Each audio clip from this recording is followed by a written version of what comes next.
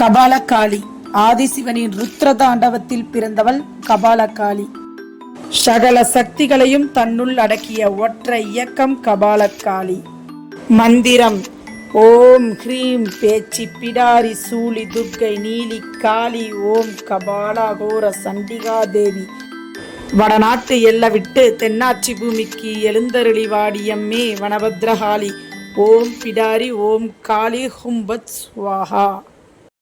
இந்த மந்திரத்தை அமாவாசையன்று இரவு 10 மணிக்கு மேல் ஆரம்பிக்கவும். கருப்பு நிற ஆடை அணிந்து காளியின் படம் வைத்து பிச்சி பூ சாற்றி பச்சரிசி சாதம் கருங்கோழி படையலிட்டு தினமும் 108 முறை மந்திரத்தை கூறி வந்தால் சகல தடைகளும் நீங்கும், ஞான பேரொளி கிடைக்கும். நன்றி, வணக்கம். கோவை மாவட்டம் காளி உபாசகர் முத்து மாதாஜி.